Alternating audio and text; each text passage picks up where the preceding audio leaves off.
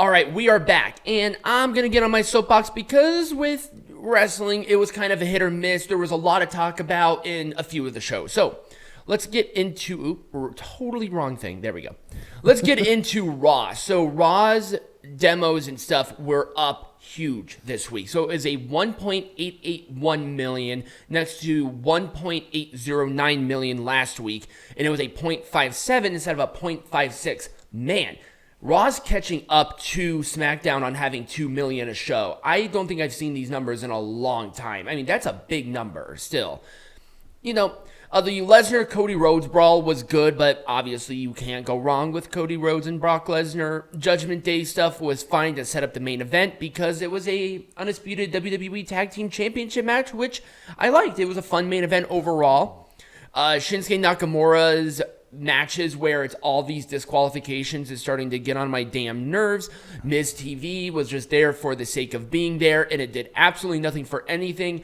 But the Viking Rules match, I didn't even know the match was Viking Rules. And every time they do this match, I don't know what it is, but it's so much fun. It's a good match, lots of good action, and Alpha Academy and Viking Raiders did a great job with Viking Rules. I like how they do pacing with Viking Rules, where they wait a minute. It's gimmicky, but I think it works for the context of the match itself because it's very traditional, and I just dig it. Every single match I've seen with that has been nothing but stellar. Let's go into NXT because there's not really anything else too much to talk about other than Rhea Ripley and Raquel Rodriguez because they lost the tag team champions. So NXT, huge numbers. So it was a 746,000 next to 671,000. It was a 0.21 demo instead of a 0.2. I'm going to at least be honest with you. I'm just going to say that Judgment Day is almost the needle pusher as it relates to the ratings within NXT. Mm-hmm. Dominic Mysterio winning the North American champion.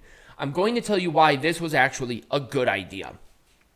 Dominic Mysterio is white hot as it relates to being a heel right now.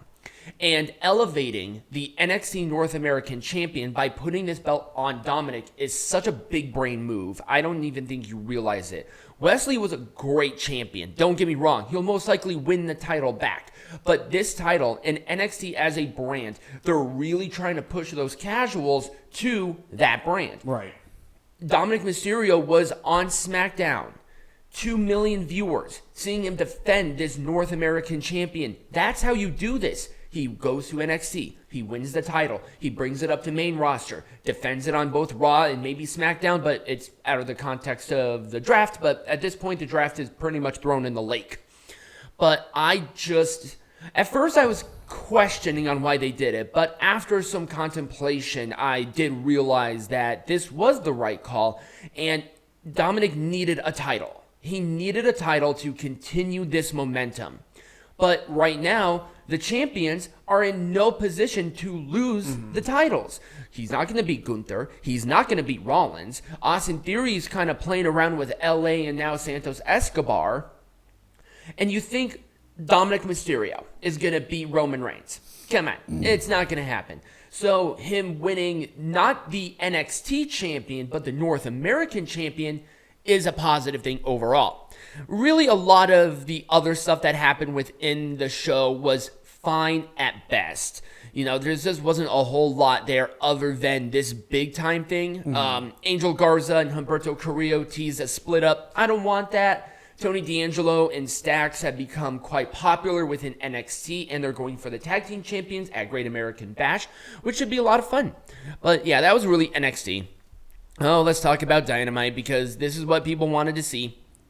953,000 people watched it, comparison to 825, and it was a 0.34 demo instead of a 0.29. So good on demo, but they couldn't even hit million with Blood and Guts over the last 2 years. This match brought in at least 2 million people to watch it. So this is the lowest rated one where Kota Ibushi returns to AEW. But he's not signed to the company now. They found him. I'm not surprised. He looked fucking awful. I mean, he was chiseled out of granite and tanned and looked great when he was in NJPW, but for some reason he rolled around and powdered donuts and ate a bunch of them. He looked pale and sickly and bloated. It was not a good look for him. The blood and guts is just so unnecessarily violent.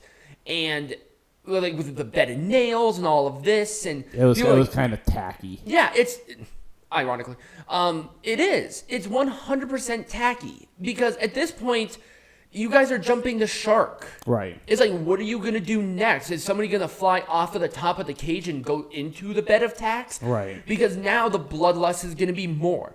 And more, and more. And also, the Elite and Blackpool Combat Club. We already had Anarchy in the arena. The rivalry was done. Who cares after that point?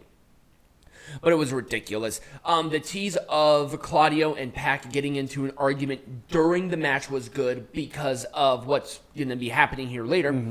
And really, I just could not get into it. It was just so unnecessarily violent. And it's tacky. Adam Cole and MJF and Daniel Garcia and Sammy Guevara, they all had a dance-off in the middle of the match. Wrestling! People, if this was on WWE television, you would be castrating it like it deserves. But because it's AEW, it gets a pass? No. That's not how this works. It's not the rule for thee, but not for me. That doesn't exist. This ain't politics, it's wrestling. If you want to be hunky-dory bullshit, call it out for being that. You can't say this company can't do it, but then give this company a pass. It doesn't work like that. It's either all fun or it's all bad. Right. Period. End of story. I don't care the context. I don't care the company. It's in the same industry. And you left WWE television because it's not real wrestling. Is a dance-off real wrestling? Because if it is, then all those other dance-offs with Santino Marella and Vladimir Kozlov, you should be okay with that. Right? Yeah.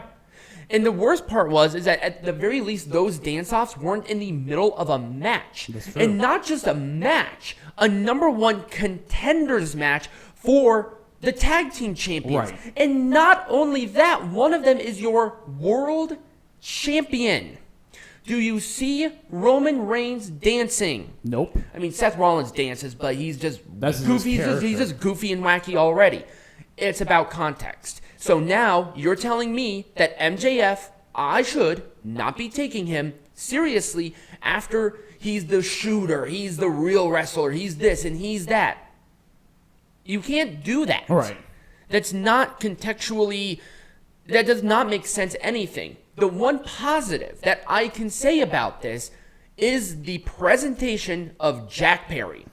The orchestra music, all blacked out and with just the lights, it's great. It was a great transition, and him winning the FTW champion, momentum. And I am so happy about that because he needed this so bad. Right. Hook essentially was doing nothing with this FTW champion, and I think they're going to continue this rivalry, and I am okay with that. But that was really it for AEW Dynamite. If I continue, I'm going to get more frustrated, and I'll need a drink.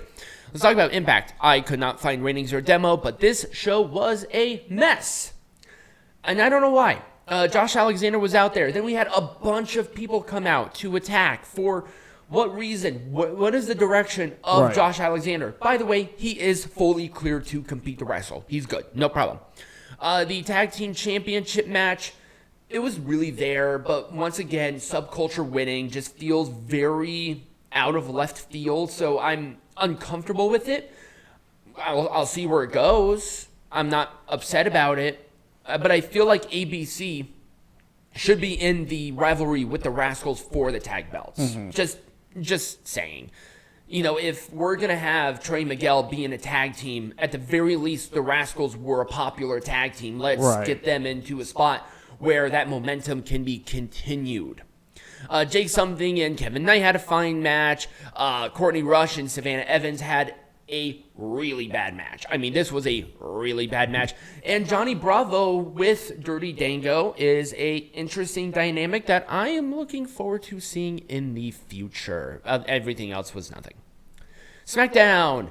SmackDown last week got 2.309 million, and it was a 0.62 demo. And now we have Bloodline with Roman Reigns. If this goes lower, I'm going to be shocked because Roman Reigns is a needle mover. He draws. And that segment, the rules of engagement, was fantastic. But anything with the Bloodline at this point is going to be fantastic. Right. But people are like, oh, this should have been done months ago and months ago. No. Are you kidding? Right. They are just piling on lore after lore after lore after lore. And it's like, that is what wrestling really is.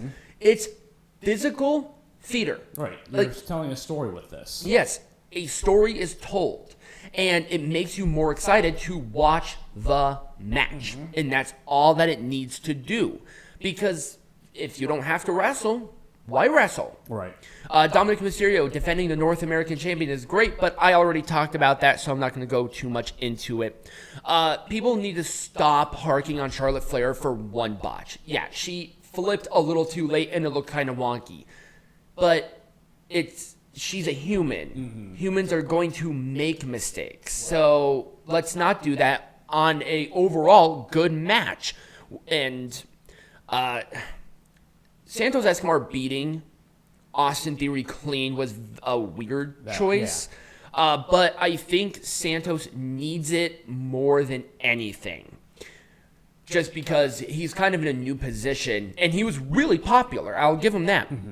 But I want to end up with what happened in the Fatal 4-Way match because LA Knight was involved. And people were upset that LA Knight lost the match.